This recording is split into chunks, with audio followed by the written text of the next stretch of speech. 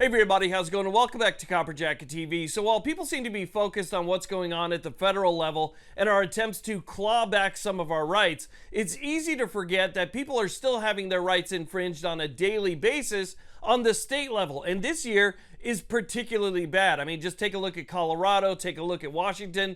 I mean, when it comes to the Second Amendment, they've pretty much just fallen off a cliff. When the left has a hard time passing their agenda or getting their policy through on the federal level, they do tend to shift their focus to the state level, and that seems to be what's happening. So we have another bill that was passed and sent to the governor's desk just recently, last week as a matter of fact, that we need to talk about today. It's SB 89, a 10-year prohibition on the purchase and ownership of firearms. So let's talk about what's going on. Now, real quick, this video is proudly sponsored by Arrowhead Tactical Apparel. Listen, if you carry to defend yourself or your loved ones, you need to carry every day and everywhere you go. But not all clothing will allow you to do that. Gym shorts, gym pants, workout clothing typically doesn't allow you to carry your EDC. That's where Arrowhead Tactical Apparel comes in. And that's because Arrowhead Tactical is designed for EDC. I have their concealed carry shirt on and their joggers. This would allow me to go for a run, go to the gym, do everything that I need to do throughout my day and still carry my EDC.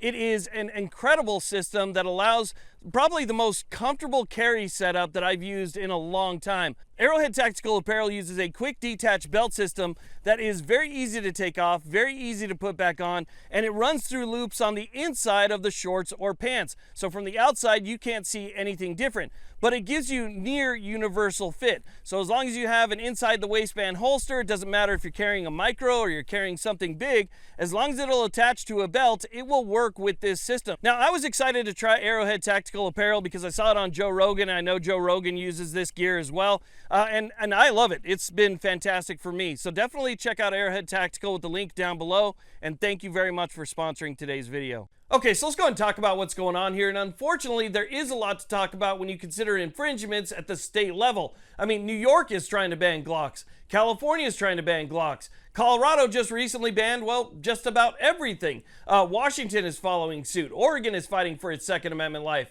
And then you have Illinois, Massachusetts, New Jersey, and so many other states that are fighting to keep any sort of Second Amendment.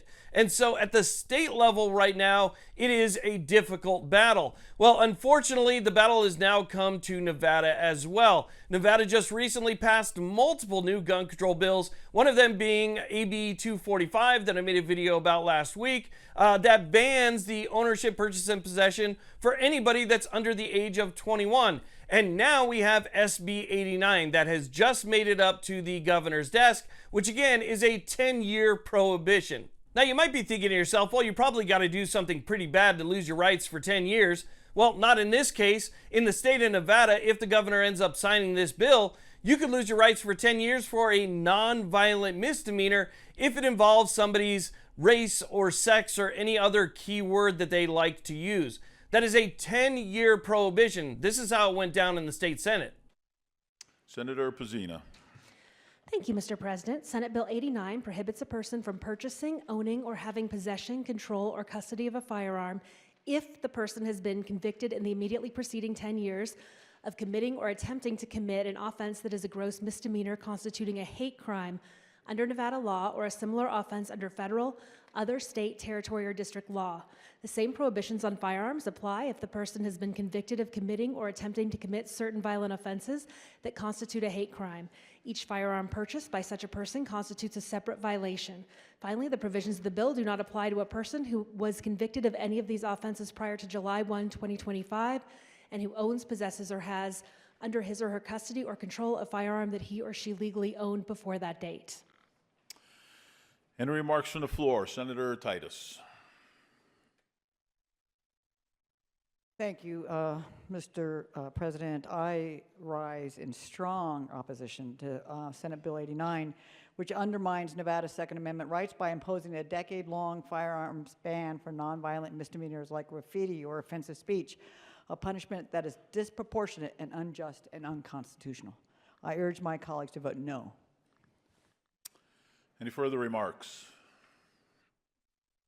Seeing none, the Secretary will open the roll.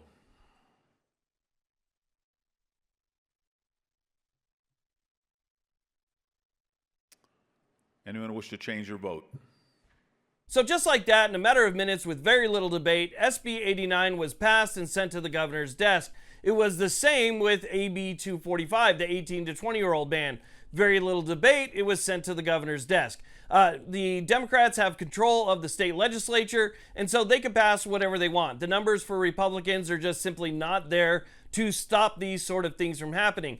Thankfully, we have a Republican governor who I reached out to on Twitter and asked him to veto these bills, and hopefully he does. He hasn't really been tested in this space very much, but when it comes to these types of things, we need to make sure that we hold him accountable so that we don't have any more Second Amendment infringes in this state. Because since I've been here, and I've only been here about 6 years, I've already seen a lot of changes. And so we need to make sure that those changes do not continue to happen, and we can at least plug the leak for now. So I wanted to let you know about that. AB 245 and SB 89 both passed, both sent to the governor's desk, and now we'll see what happens. Now, I do want to mention real quick, if he does sign these bills, this will not affect anybody who owned or purchased anything prior to July 1st of 2025. Again, a very important bill, and we'll be watching it very closely. Wanted to share that with you. Thank you all very much for watching. I really do appreciate it. Please like, subscribe, and you all have a great day.